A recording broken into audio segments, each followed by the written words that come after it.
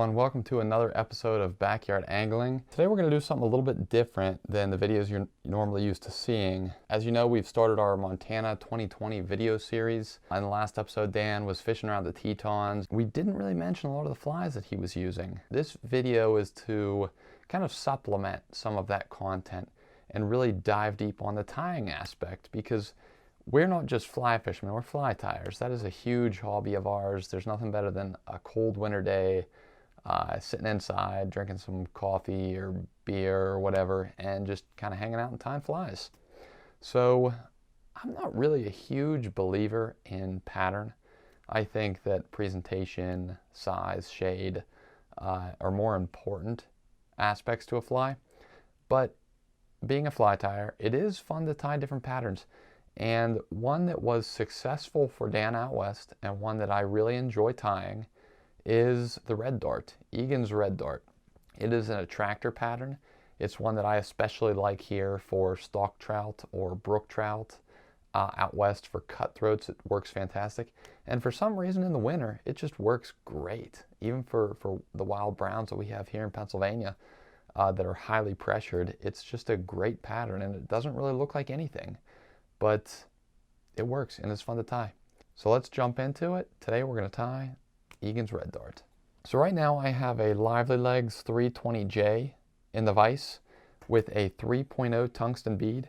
And you can see I have some lead wire on this, and that is some 010 lead wire.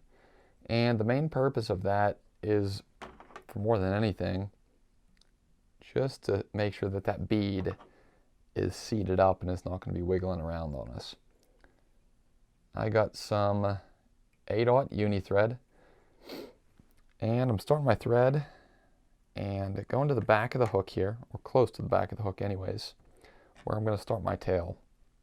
Now, I get the tail material from the craft store. It's just some craft feathers that I get in red. You can also get these from probably any fly shop that you go to.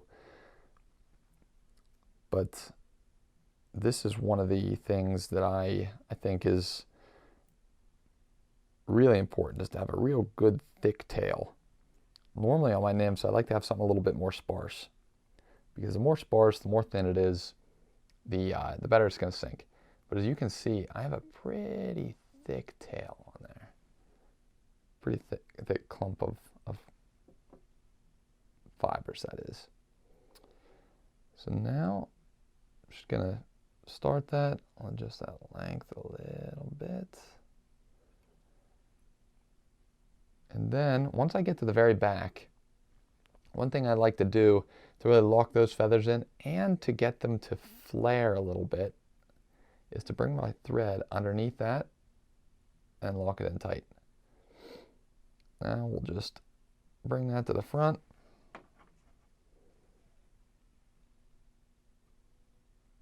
Cut out our excess.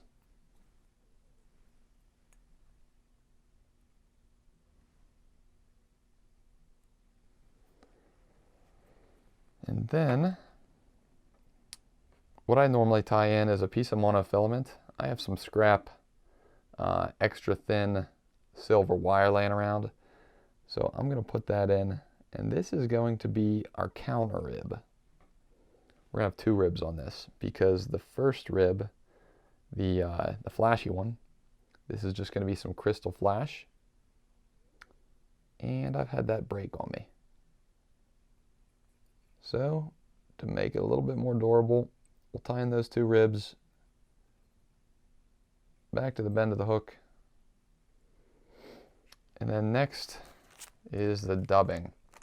Now, I use a Yon Simon black peacock blend, but really any black peacock dubbing that has some flash in it. I used to use the Hairline ice dub, and I just like the Yon Simon a little bit more. It just looks real buggy, real flashy. I'm gonna start my dubbing noodle here, making it pretty thin, because I want to keep the profile of this fly pretty thin with as little bulk as possible. And the thing is, I can always add more dubbing. So I didn't make a real long dubbing noodle. Usually I have to go back and maybe add a touch or two more. But we're just going to do touching wraps the whole way forward.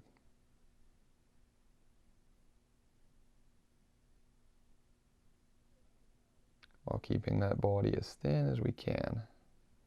So there we go. I actually didn't have to get any additional dubbing.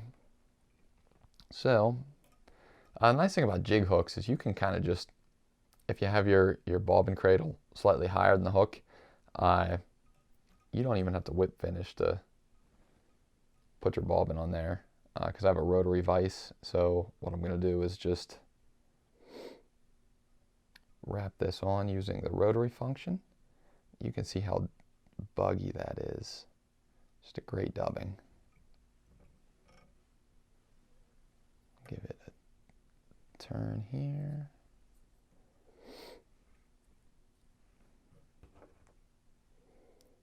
And cut out that flash. Next, for the counter rib, I'll get in my hackle pliers there.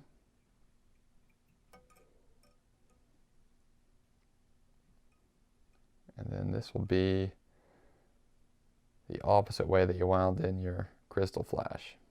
And that's just going to protect that from breaking.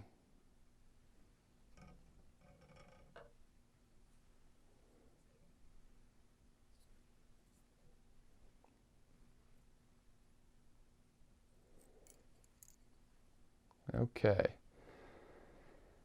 And once we're done ribbing that, we'll just helicopter it right out.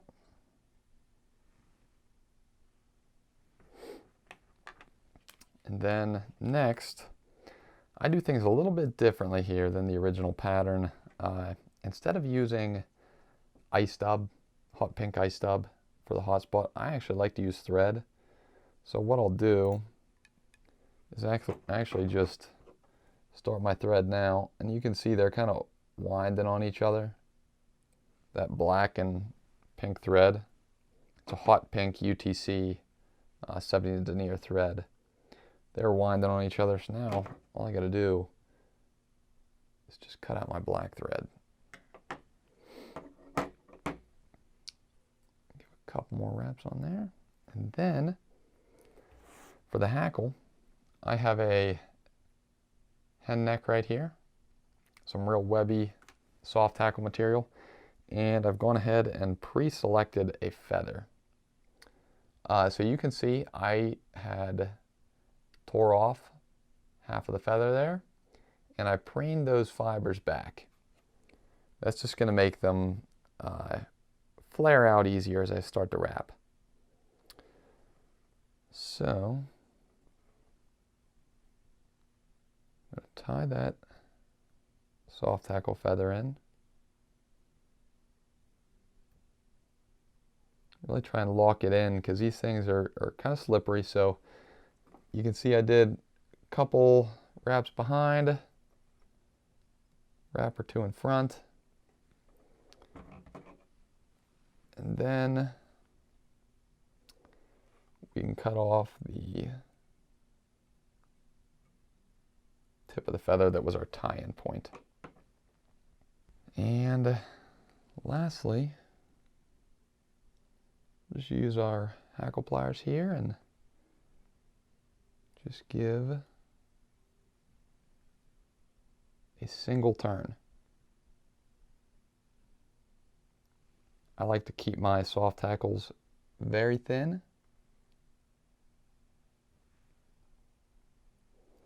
So that single turn is really all I like on my pattern.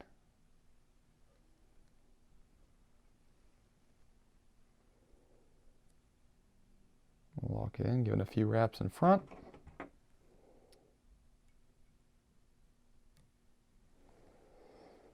And just a couple wraps to finish it off and neaten this up a little bit. And we can do that with our whip finish tool, if I would find it on my messy desk.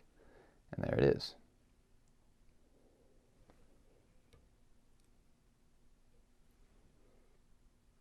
Okay. And now, without having to put on dubbing, we have our hot spot because we used that pink thread. So that's basically all there is to the red dart. It's a great little attraction pattern with that silver bead, the red tail, the pink hot spot, and that flash in the body there. It's one that I really enjoy tying, and one that's really worked for me in the winter. Plus on those native streams, whether they're cutthroat or brook trout here in the east. It's a great pattern. Give it a try. If you like this video, let us know. We'll do more interim videos in between our main video series to kind of go through some of the patterns that we used and were successful with. So please give the video a thumbs up, leave a comment, and if you haven't done so already, please subscribe so that you get notifications whenever we post our next videos. We'll see you on the next one. Thanks for watching.